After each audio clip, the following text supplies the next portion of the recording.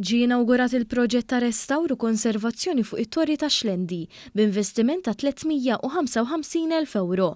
It-Torri ta' Xlendi u l-eqdem wieħed fawdex li nbena fl-1650 fi żmien il-Gran Mastru Giovanni Paolo Lascaris. Matul dan ir-restawr li ġie kofinanzjat b'fondi Ewropej instabu xi affreski li qabel kienu mottija fosthom tpinġiet ta' kurċifiss, knisja u gandlieri li issa l-koll ġew ukoll ippreservati mir-restawraturi professjonisti. Dawn ikomplu jikkumplimentaw l-istorja ta' dan it-torri li issa li jinsab lura fil-glorja tiegħu u stmat li se jibda jkollu madwar 10,000 viżitatur fis-sena.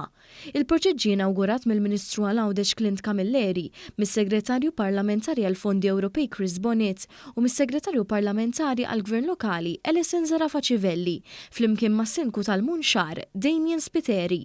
Is-Sindku Spiteri stiden lil pubbliku biex isur dan is-sit b'karatteristiċi uniċi f'pajjiżna. Nistieden il-pubbliku Malti biex jiġi iżur dan it-torri għax verament għandu karatteristiċi uniċi, għandu karatteristiċi mill-isbaħ. U ovvjament bħala Sindku tal-Kunsill Lokali tal-Munxar nistqar li jinkommess li nibqgħu nagħmlu dawn it-tip ta' investimenti fi Xlendi, investiment li imur in sintonija mal-ambjent naturali ta' Xlendi mal-karatteristiċi ta' Xlendi.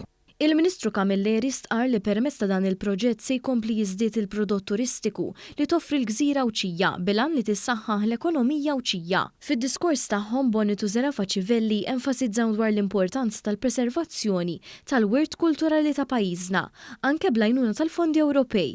Bħalma kien dan l-eżempju fejn sit li kien inaċċessibbli issa sar attrazzjoni storika ewlenija.